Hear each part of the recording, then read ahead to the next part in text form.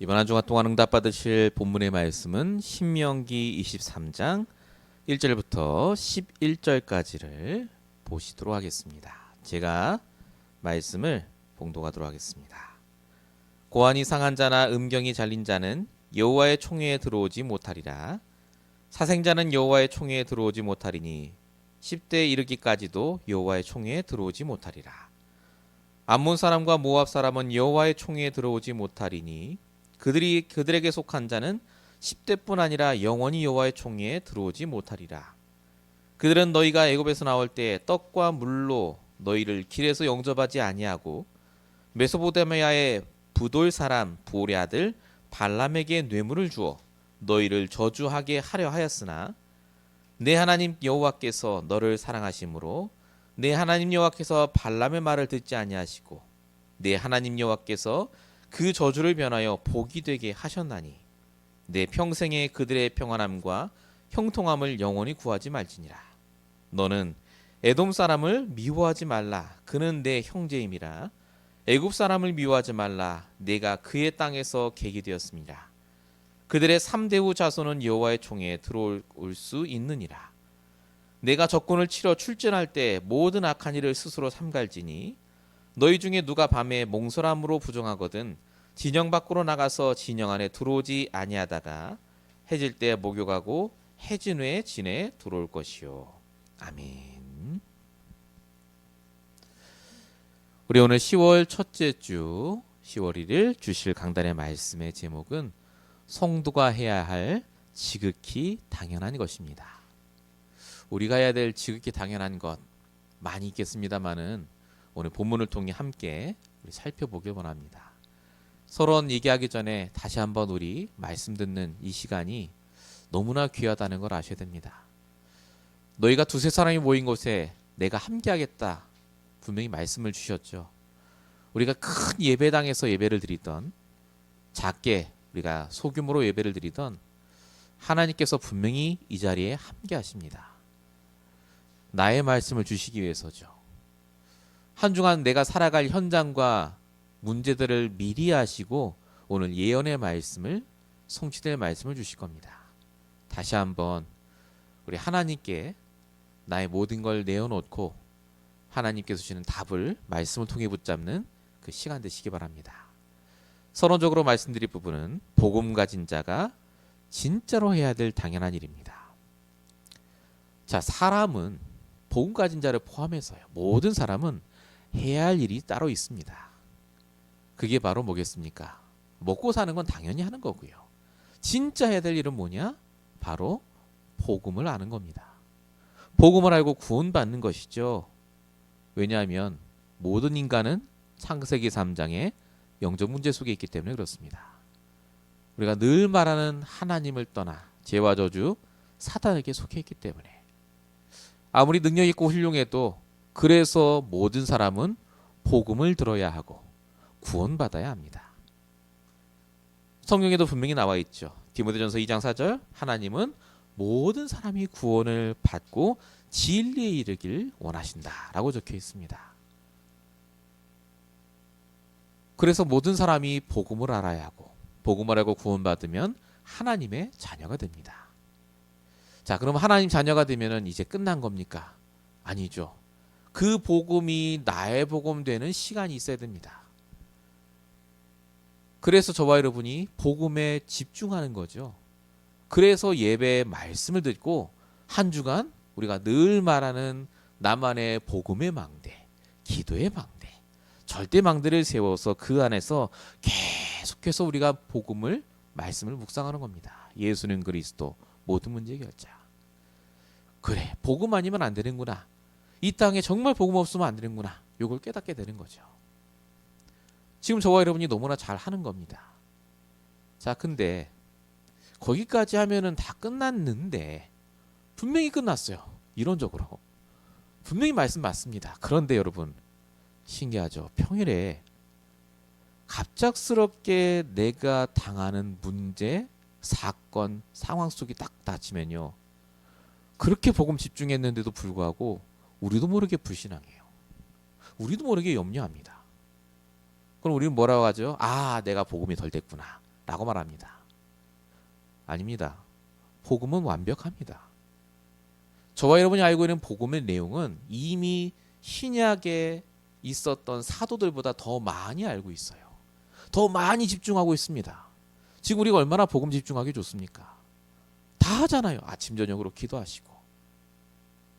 복음이 부족한 게 아니라요. 복음이 내 삶에 적용돼야 되는데 적용을 하는 법을 몰라서 그렇습니다. 다시 말씀드리면요. 복음 가진 자가 어떻게 인도받아야 되는지를 몰라서 그래요. 복음을 적용해야 되거든요. 암만 예수는 그리스도는 뭐합니까? 그 문제 속에 복음을 적용해야 되잖아요. 그래서 하나님이 우리에게 말씀을 주십니다. 성도가 실패하는 이유는 복음을 몰라서도 아니고 복음이 부족해서도 아니라니까요. 그 복음을 복음되도록 하는 말씀의 인도를 못 받아서 그렇습니다. 여러분, 아브라함이 복음이 부족하거나 복음이 덜 된 게 아니라니까요. 근데 보세요. 계속 불신앙하잖아요. 난 언제 아들 얻습니까? 하갈 통해 아들 얻고 막 그러잖아요. 아브라함이 하나님께 쓰임받은 이유는 뭡니까? 말씀을 붙잡고 인도받는 법을 배웠을 때, 즉 하나님께 질문하고 말씀을 묵상하면서 하나님이 주시는 내 양심에 주시는 답을 얻었을 때, 그걸로 기준 삼고 인도받기 시작할 때 아브라함이 믿음의 조상으로 쓰였다는 겁니다. 여러분, 아브라함은 전도학교 간 적도 없고 매일 주일마다 가서 예배 드린 적 없습니다. 아브라함은 우리보다 더 매일 드렸고 더 복음 확실하게 붙잡았어요. 딱 하나를 몰랐던 거죠. 말씀으로 인도받는 법을 몰랐던 겁니다. 성도가 진짜로 해야 할 것은 복음 집중 당연한 겁니다. 그건 당연한 거고, 진짜 해야 될 게 뭐냐면 내가 아는 복음으로 인도받는 거예요. 성령 인도는 애매모호한 게 아닙니다. 나의 말씀으로 하나님이 나를 인도하신다니까요. 그 말씀 따라 내가 인도받으면 내가 해야 될 모든 게 보입니다. 내 인간관계, 하나님 보는 눈, 나를 보는 눈, 영적인 현장을 보는 눈 다 열립니다. 그때 비로소 복음이 지식이 아니라 이론이 아니라 실제가 돼요. 진짜 예수는 그리스도가 맞구나가 그냥 입에서 나오는 것이 아니라 매일매일 나에게 증거거리로 남게 됩니다. 여러분, 오늘 본문 말씀을 읽으셨으면 아시겠습니다만은 말씀 내용이 좀 이상합니다. 누구누구는 여호와의 총에 들어오지 말고 누구는 들어와도 되고, 뭐 전쟁에 나가는데 몽설함으로 뭐 씻으라고 하고 이상한 얘기 쭉 써 있어요. 이상한 얘기 아닙니다. 이 말씀이 바로 지극히 해야 될 것을 하라는 얘기입니다. 이 말씀이 왜 그런지 우리 같이 말씀을 통해 인도받길 원하고, 이 말씀 속에 분명히 내가 일주일 동안 인도받아야 될 기준이 될 말씀 주실 겁니다.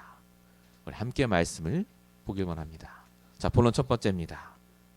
성도가 해야 될 즉이 당연한 것, 성도가 받아야 될 성령의 인도 중에 가장 중요한 게 뭐겠습니까? 많이 있겠습니다만은 그 첫 번째가 모든 사람 안에, 나의 모든 인간관계 속에 하나님의 계획이 있음을 알라는 겁니다.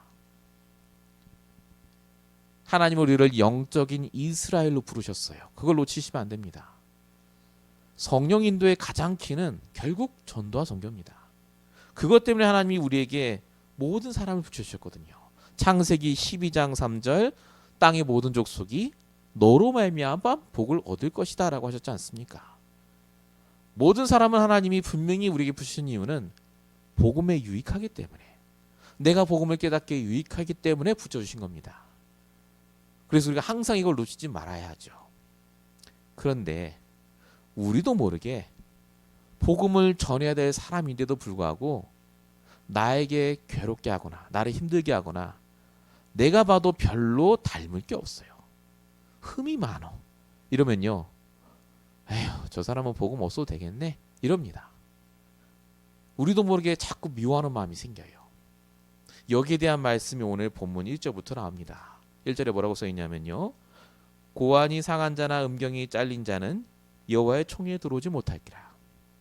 자, 우선 여호와의 총에 대해서 설명드리겠습니다. 여호와의 총회는 지금의 무슨 총회, 어셈블리 이 얘기가 아닙니다. 하나님께 드리는 예배를 말합니다. 예배 그 현장. 또 하나님께 쓰임 받는 사람이 모이는 모임, 이걸 말합니다. 즉 여기 식대로 말하면요, 고환이 없거나 음경이 잘린 자, 그 고자를 말하죠. 고자. 몸에 흠이 있는 자예요. 이 사람들은 예배 못 드린다는 말입니다. 그때 당시에는 이렇게 몸에 흠이 있는 것이 하나님께 저주를 받은 거라고 생각했기 때문에 그렇죠. 그래서 성경에 보면 레위기 19장에도 너희는 거룩하라, 레위기 20장 7절에도 너희는 스스로 깨끗하게 하여 거룩하게 하라라고 적혀 있는데, 이 말은 삶을 거룩히 살라는 말이 아니라 몸가짐을 똑바로 해라, 깨끗하게 하라, 흠이 없게 하라는 말입니다. 예배가 중요하니까요. 자, 그러면 하나님은 흠이 있는 자는 예배 못 드리게 하신 거잖아요. 그럼 장애인은 예배 못 드리겠네요. 구원도 못 받고. 사랑의 하나님인데 왜 이러죠? 여러분, 이 말을 문자 그대로 보시면 안 됩니다. 영적으로 보셔야 돼요. 흠이 없는 자만 예배를 드릴 수 있어요. 다시 말해보겠습니다. 저와 여러분은 정말 흠이 없습니까? 우리는 영적으로 보면요, 다 흠이 있는 자입니다. 창세기 3장 속에 있었잖아요. 영적 문제 심각하지 않습니까? 그래서 로마서 3장 2, 3절 모든 사람이 죄를 범했고, 로마 3장 10절 의인은 없나니 하나도 없다고 분명히 말합니다. 저와 여러분은 흠이 많은 사람이었습니다. 결함이 있었다니까요. 여호와의 총회에 우리는 들어갈 수 없는 사람이었습니다. 그런데 하나님이 우리를 택하셨어요. 은혜로 구원을 주시고 우리에게 뭐라고 하셨죠? 흠이 없다라고 칭해 주셨습니다. 로마서 5장 1절 그러므로 우리가 믿음으로 의롭다 하심을 받았으니 우리 주 예수 그리스도와 말미암아 하나님과 화평을 누리자라고 적혀 있습니다. 결함이 없는 자만 예배드리라, 이 말은 무슨 말이냐면요, 너희가 결함이 있었다는 걸 잊지 말라는 거예요. 가나안에 있는 그 불신자들, 저 결함 있는 놈들, 저 고자들, 그 말하기 전에 너 역시 그랬다는 걸 잊지 말고 그런 자를 볼 때마다 나를 돌아보라, 그 말입니다. 가장 복음이 필요한 자예요. 몸에 결함이 있고 흠이 있기 때문에 복음이 필요하고, 흠이 있기 때문에 예수를 믿을 수 있는 찬스가 있는 거 아닙니까? 성도에게 있는 결함은 그래서 축복입니다. 우리가 그것 때문에 복음 들은 거예요. 여러분, 복음 없는 자, 그냥 교회를 대충 다니면서 내가 보기에 흠이 많고 결함이 많다고 오십니까? 하나님이 왜 그런 사람 나에게 보이셨죠? 그 사람이야말로 복음이 필요한 자입니다. 그 눈으로 보라는 거예요. 정지하지 말고. 예수님도 이 부분을 얘기하셨습니다. 마태복음 19장 12절에 고자 중에서도 태생적인 고자가 있고 사람이 만든 고자도 있고 스스로 만든 고자도 있다. 그러면서 하신 말씀이 이 말을 받을 만한 자는 받을지어다 라고 적혀 있습니다. 무슨 말이죠? 고자가 된 게 중요한 게 아니다, 그 말입니다. 어떻게 되었든지 간에, 어떤 흠이 있든지 간에 하나님의 은혜 속에 있으면 아무 상관없다, 그 말입니다. 여러분, 복음의 눈으로 사람을 보는 것, 성령 인도의 시작입니다. 진짜 하나님이 보시길 원하는 그 눈으로 보셔야 눈이 열려요. 그래야 그 속에 하나님의 계획이 보입니다. 여러분, 신약에 정말 많은 사람들이 있었는데 그 사람들이 복음 전하지 않은 자들이 바로 이런 고자들이었습니다. 근데 어떤 집사님이 한 명이요, 하나님이 보시는 눈으로 사람을 보기 시작했습니다. 그 사람이 누군지 아십니까? 바로 빌립 집사입니다.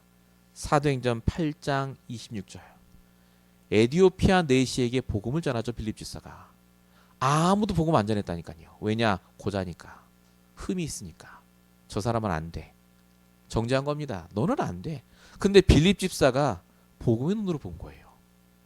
그 사람에게 복음을 전했더니 에디오피아가 그 한 사람 통해 뒤집어졌습니다. 여러분, 저와 여러분에게 주신 한 명은요, 한 명이 아닙니다. 어쩌면 한 가정, 한 가문, 한 직장을 살릴 중요한 키일 수도 있습니다. 정말로 복음 갖고 계십니까? 정말 예수가 그리스도 맞습니까? 그렇다면 저와 여러분이 이제 인도받아야 합니다. 결함이 있는 자를 나에게 붙여주신 하나님의 교회. 왜 나에게 그 결함을 보여주셨겠습니까?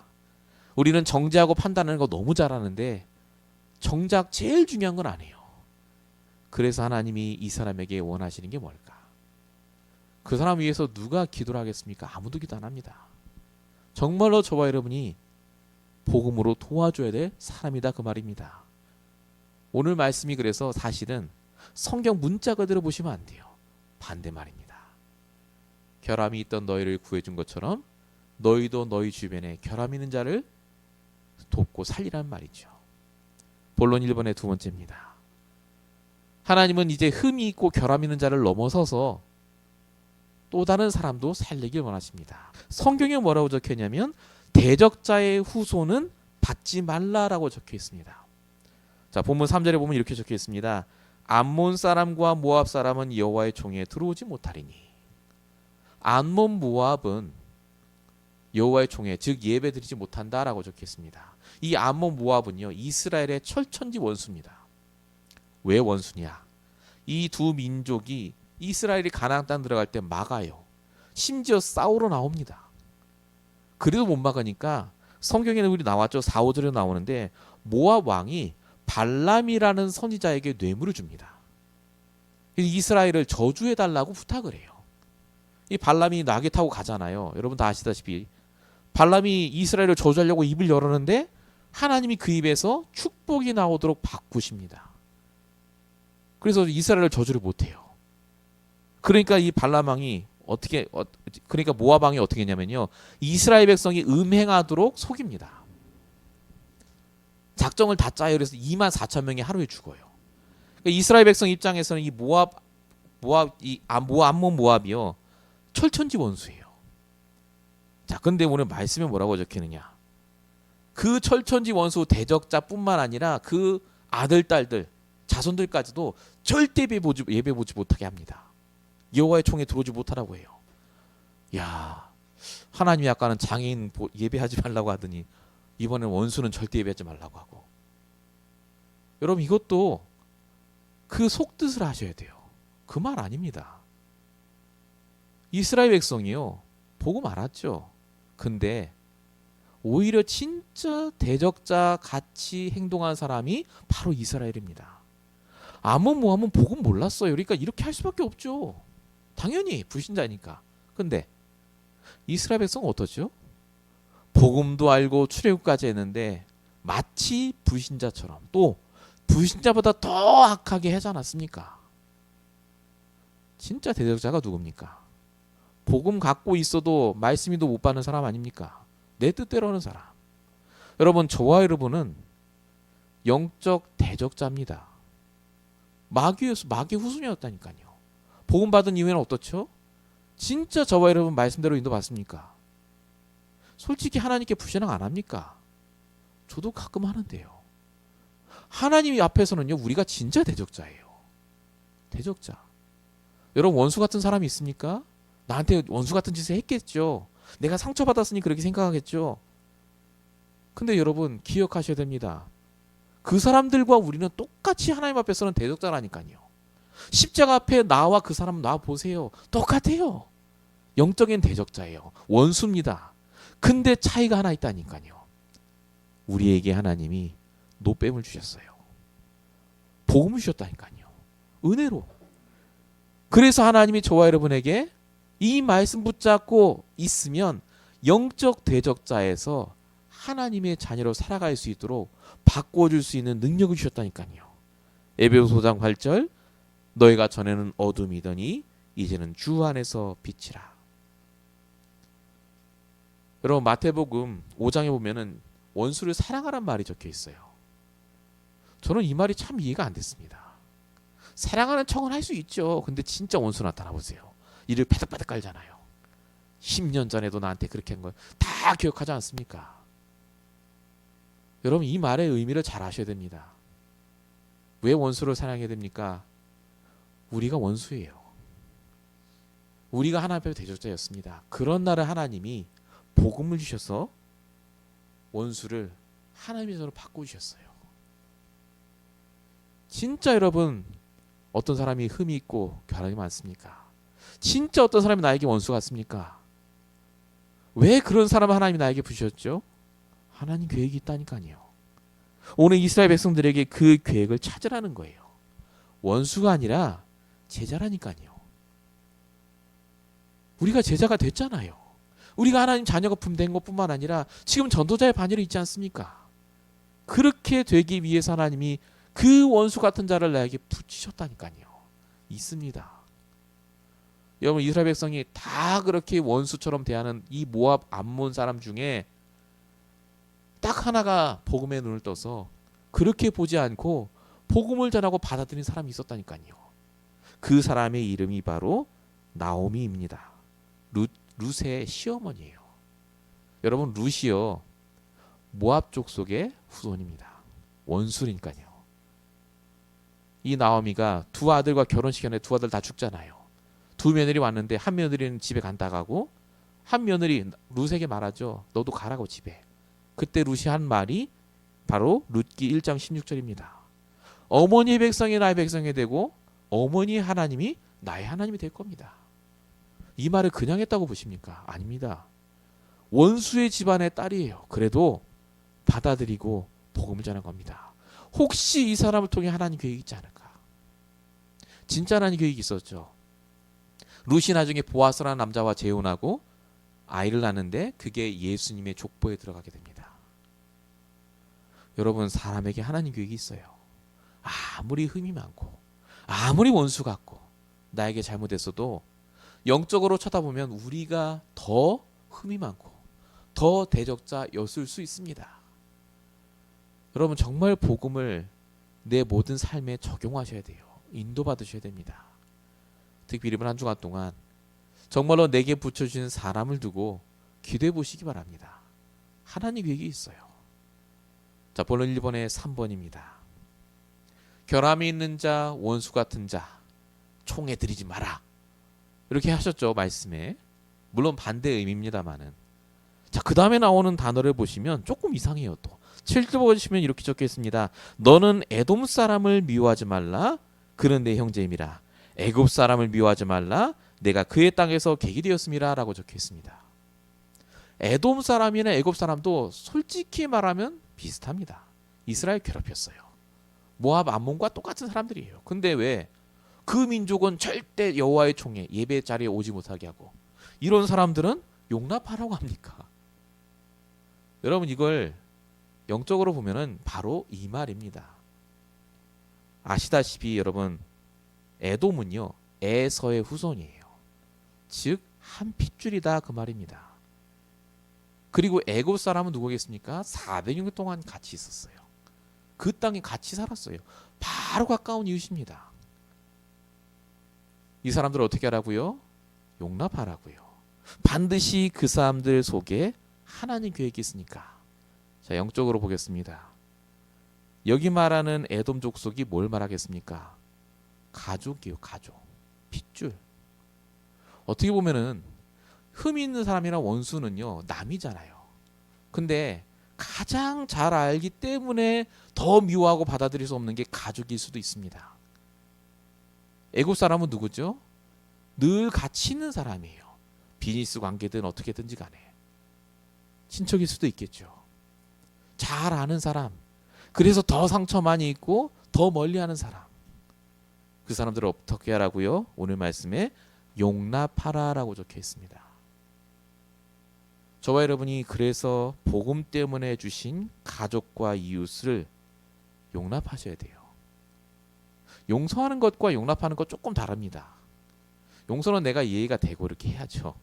근데 용납이라는 말은 어떤 말이냐? 하나님의 계획이 있음을 인정한다 그 말입니다. 여전히 미워요. 그래도 하나님 계획이 있다는 걸 인정할 때 바뀝니다. 내 말이 달라진다니까요. 여러분 요셉이 창세기 45장 5절에 말하죠. 하나님이 생명을 구원하시려고 당신들을 앞에 내가 먼저 하나님 나를 보내셨다고요. 역시 요셉은 대인배야. 아닙니다. 여러분 성경 보세요. 요셉이 울었다니까요. 얼마나 마음에 맺힌 게 많았든지 울었어요. 형들을 보고. 근데 말은 뭐라고 합니까? 하나님이 당신들 때문에 나를 먼저 보냈다고 하지 않습니까? 용납했다니까요. 그 결과 그 12형제를 통해 나중에 어마어마한 민족이 나오지 않습니까? 바울은 뭐라고 말하죠? 로마서 1장 16절. 이 복음은 모든 믿는 자에게 구원을 주시는 하나님의 능력인데 누구에게요? 먼저는 유대인에게 그리고 헬라인에게로다. 헬라인이 이웃이요 친척 같은 사람이거든요. 아무도 복음 안 전했습니다. 근데 바울은 이걸 알았어요. 나와 가장 가까이 있는 내 가족에, 내 친척에, 내 이웃에 하나님 계획이 있다. 여러분, 성령 인도는 사실 쉬운 겁니다. 내일부터 시작될 우리의 모든 인간관계 속에 하나님의 계획이 있음을 알고 인도받으시면 돼요. 흠이 보이십니까? 원수 같습니까? 너무나 가장 가까운 친구, 가족인데 말을 못 알았습니까? 하나님이 왜 보여주시죠? 왜 하나님이 그 사람을 내 곁에 있게 하십니까? 기도를 시작하세요. 흑암이 결박되고 떠나가야 됩니다. 내 안에 있는 모든 잘못된 각인 프리질이 바뀌어야 된다니까요. 전도와 선교는 거기서부터 시작됩니다. 여러분, 우리가 복음을 알니까 끝난 게 아닙니다. 복음을 진짜 알기 때문에 이제 말씀으로 인도받으며 복음을 적용해야 될 시간표입니다. 복음화되지 않겠습니까? 말은 예수는 그리스도인데 삶이 아닌 것 너무나 많이 보지 않습니까? 거룩하게 살자는 말이 아닙니다. 말씀에 인도받자 그 말입니다. 우리가 할 수 없기 때문에 이 응답을 꼭 받으시기 바랍니다. 자, 본론 두 번째입니다. 성도가 해야 될 지극히 당연한 것. 사람을 살리는 거죠. 아까 우리 쭉 보신 그 내용입니다. 이걸 하기 위해서 반드시 우리가 해야 될 것이 뭐냐? 나를 살리는 겁니다. 저와 여러분이 누군지, 하나님이 누군지를 아는 것, 그게 나를 살리는 거예요. 여러분, 그리스도를 정확히 아는 자가 되도록 노력해야 됩니다. 복음은 되어지는 거 맞습니다. 그러나 복음이 복음화되도록 노력해야 됩니다. 그래서 그리스도를 날마다 알아야죠. 복음을 내 것으로 만들고 복음의 기도를 하고. 여러분, 진짜 그리스도를 안다는 말이 무슨 말입니까? 예수는 그리스도, 왕산제사장, 십자가 메시지 쫙 그리는 겁니까? 그거일 수도 있죠. 근데 진짜 안다는 말은요, 믿는다는 말입니다. 하나님의 절대 주권을 믿는단 말이에요. 여러분, 저와 여러분이 친아버지를 믿는다면 아버지가 어디로 데려가든 믿고 따라갑니다. 우리가 버스를 타든 비행기를 타든 기장을 믿기 때문에 가만히 있는 거 아닙니까? 그렇게 믿는데 왜 우리가 하나님 믿는다, 그리스도 믿는다고 하면서 왜 불신앙하고 염려하죠? 내 인생이 어떻게 될까? 나는 앞으로 노후에 어떻게 될까? 내 시험은 어떻게 될까? 그리스도를 아는 게 아닙니다. 안다면 진짜 믿고 인도받고 인정합니다. 그럼 어떻게 해야 우리가 그리스도를 진짜 알고 그리스도를 믿게 될까요? 믿습니다 하면 됩니까? 아니라니까요. 성경에 답이 있어요. 뭐라고 적혀 있죠? 로마서 10장 17절. 믿음은 들음에서, 들음은 하나님 말씀에서. 하나님 말씀, 나의 말씀으로 하나님과 소통할 때 믿음이 생깁니다. 결국은 그거예요. 내 말씀이 없으면 그리스도 믿는다 하면서도 안 믿습니다. 또 불신앙하고 염려하게 돼 있어요. 아브라함 보세요. 아들 언제 주십니까? 그러잖아요. 그 아들 이삭요, 흉년 왔을 때 아이고 나는 여기 못 살겠다. 의식주 문제 때문에 내려갔잖아요. 그 아들 야곱은 어땠죠? 내가 장자가 돼야 되는데 싹 다 뭡니까? 복음을 몰랐던 게 아니라 말씀을 붙잡지 못한 겁니다. 내 말씀이 없었던 거예요. 하나님의 계획과 뜻이 뭔지를 사건 문제 속에 소통하지 못한 겁니다. 성경이 진짜 응답받은 인물들의 특징은 나의 말씀으로 하나님과 소통하고 인도받았다는 말입니다. 흔들리지 않아요. 그래서 하나님을 믿으니까, 절대 주권을 믿으니까. 다윗 뭐라고 했습니까? 10년 동안 문제 당하는데 시편 23편 1절 여호와가 나의 목자시니 내가 부족함이 없다고 하죠. 자, 사단왕비사가 아벤누고 뭐라고 말합니까? 다니엘 3장 17절 18절 그리 아니하시더라도 내가 지금 당장 죽으러 가는데 이미 하나님께서 주시는 말씀으로 하나님과 소통이 되는 거예요. 하나님 계획이 여기 있다. 괜찮다 죽어도. 그리 아니하실지라도 우리는 우상에게 절을 할 수 없습니다. 믿음이 좋다는 말은 말씀이 있다는 말입니다. 하나님과 그 말씀으로 계속해서 소통이 되고 있다는 말입니다. 성경에 이게 어디 나오느냐? 여러분, 예수님이 마태복음 16장에 물어보죠. 사람들이 나를 누구로 하고 너희는 나를 누구로 하느냐? 이때 베드로가 대답합니다. 주는 그리스도시요 살아계신 하나님의 아들입니다. 이때 예수님이 하신 칭찬이 있죠. 뭐라고 하셨죠? 바요나시므나 내가 복이 있다. 이를 네게 알게 하니는 혈육이 아니라 하늘에 계신 하나님이라고요. 네가 하나님과 말씀으로 소통이 됐구나. 네가 하나님의 뜻을 말씀을 통해 깨달았구나. 그게 너에게 복이다 라고 합니다. 정말로 저와 여러분이 해야 될 당연한 것이 뭐냐? 하나님과의 소통입니다. 하나님을 알아가야 돼요. 진짜 하나님을 믿으셔야 됩니다. 그게 우리가 해야 될 당연한 거예요. 왜 말씀을 매일마다 들으라고 합니까? 왜 아침마다 말씀 붙잡아야 되죠? 당연히 하셔야 돼요. 그거랑 불신자처럼 똑같아집니다. 성령님도 받고 전도 막 역사 일어나도요. 나의 말씀이 없으면 하나님이 뭘 원하는지 몰라요. 문제 속에. 당연히 불신앙합니다. 본론 2번입니다. 진짜 나를 살리는 것이 하나님을 정확히 아는 것과 그리고 나를 아는 겁니다. 우리가 말씀으로 아내가 소통하잖아요. 내가 누군지가 믿어집니다. 여러분, 저와 여러분은요. 항상 절대 결론이 있습니다. 우리는 사람 살리는 자가 아니라요. 결국엔 모든 사람을 살리는 자로 될 겁니다. 하나님이 그게 절대 결론이에요. 우리는 자꾸 오늘 내 상황 형편으로 내 결론을 딱 지어놔요. 여러분, 성경에 보세요. 야곱 보세요. 나는 집도 없고 언제까지 외삼촌집에서 이 짓을 할 것이냐 라고 했습니다. 야곱은 그 말하면 안 돼요. 12아들을 통해 어마어마한 일을 하나님 벌이실 텐데요. 결론이 있다니까요. 근데 야곱은 오늘 당장 내 상황 보고요 말합니다. 그게 나라고 생각했어요. 베드로 뭐라고 하죠? 마가복음 9장 5절에 이렇게 얘기합니다.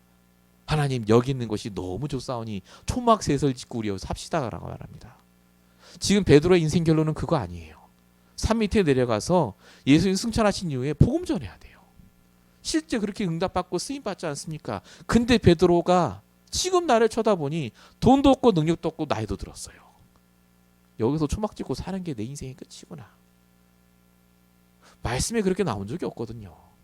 내가 누군지 모르니 하나님과 소통이 안 되니 그 결국에 주실 응답을 못 받자는 거예요. 여러분, 하나님의 절대 결론을 붙잡으시기 바랍니다.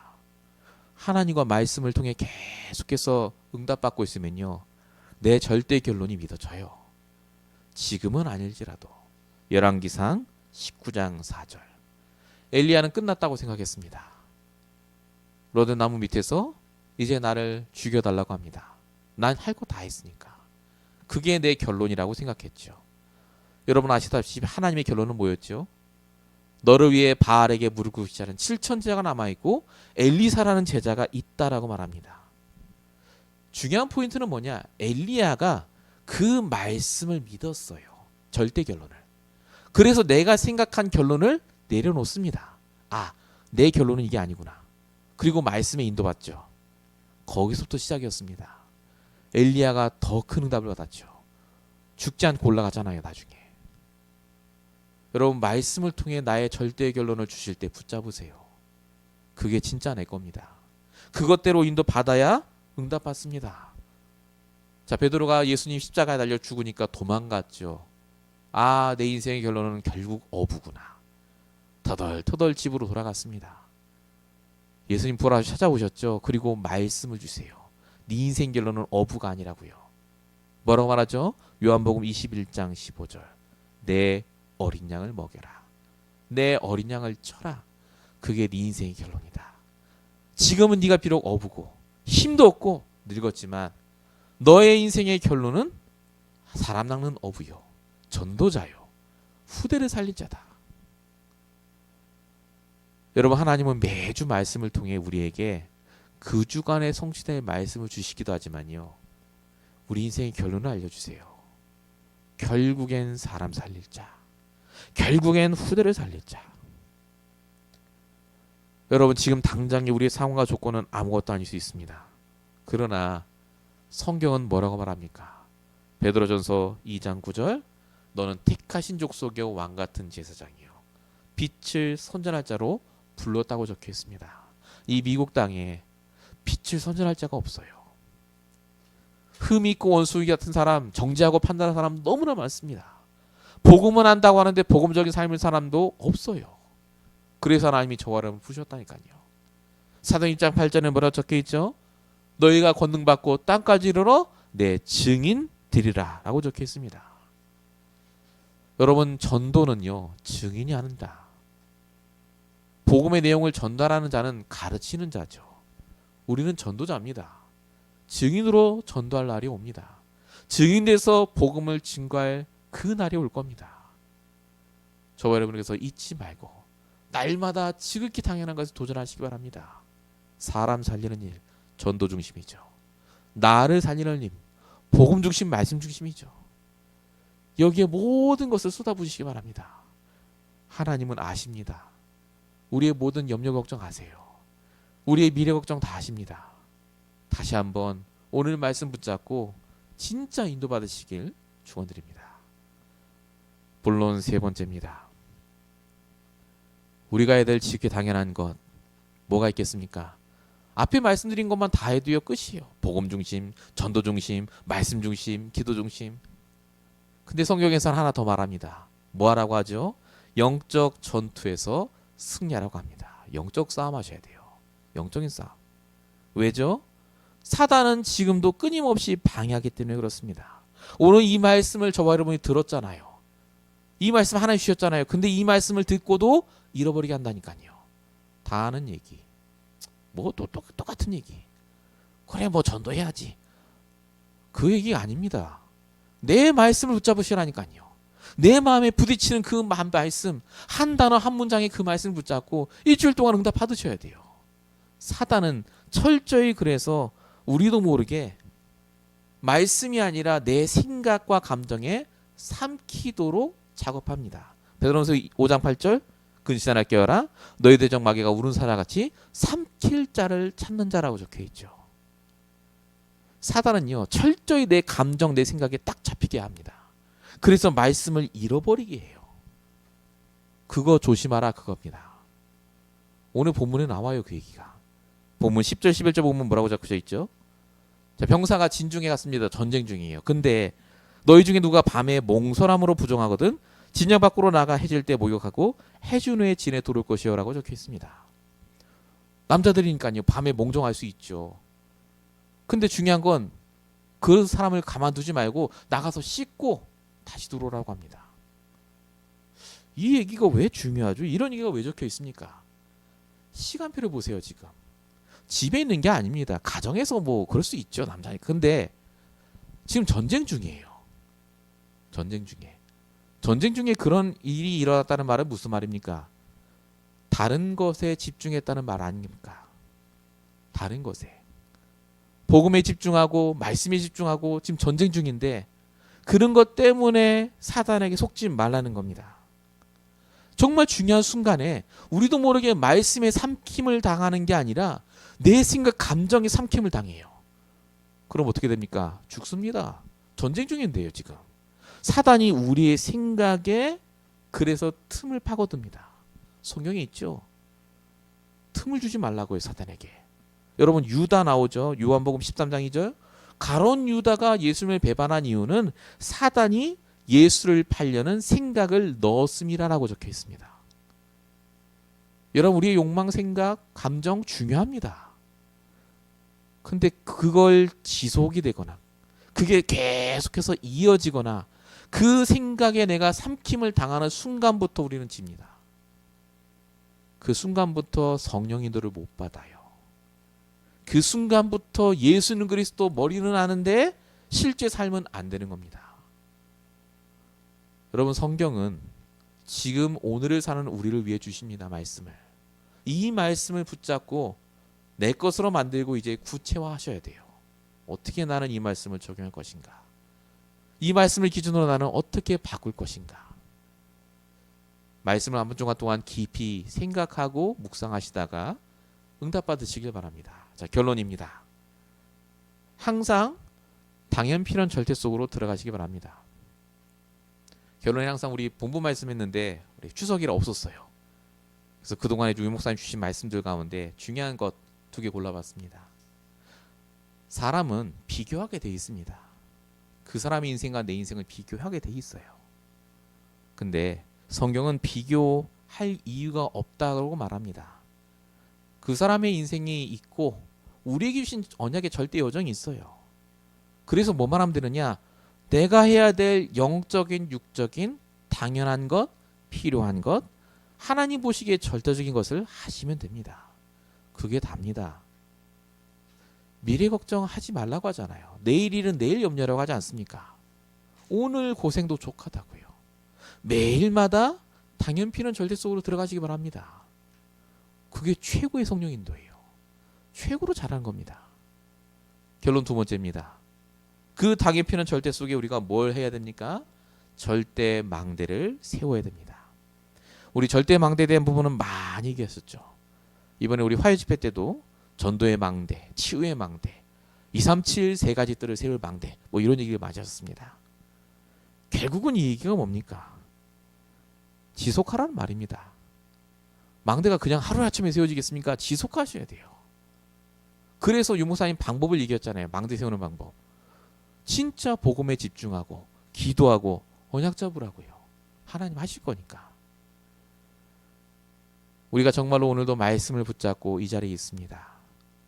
이 교회의 모든 시간표도 우리 인생의 시간표도 하나님 손에 있습니다. 그 모든 시간표를 아시는 하나님이 오늘도 우리에게 이 말씀을 주셨어요. 우연이 아닙니다. 오늘도 이 말씀을 통해 나의 말씀 붙잡으시고 또 한 주간 승리하시는 저는 되시길 축원드립니다. 기도하겠습니다. 우리의 모든 삶을 통해 당연 필연 절대 응답 속에 있게 하시는 아버지 하나님, 우리가 만나는 모든 사람 속에, 우리 개인의 인생 속에, 영적인 모든 싸움 속에 하나님의 계획이 있음을 잊지 않게 하여 주시옵소서. 날마다 복음, 말씀, 기도, 전도 중심 되게 하시고, 이것이 우리에게 구호가 아니라 정말로 하나님의 인도받는 귀한 시간표가 될 수 있도록 역사해 주시옵소서. 하나님, 이제 우리 마음속에 용납할 수 있는 힘을 허락하여 주십시고, 날마다 말씀으로 소통할 수 있는 능력을 허락하여 주십시고, 사단과 싸워 이길 수 있는 힘도 허락하여 주시옵소서. 오직 복음과 말씀에 삼킴당하는 이번 한 주가 되게 하실 줄로 믿사옵고, 우리 원하신 예수 그리스도의 이름으로 감사하며 기도했습니다. 아멘.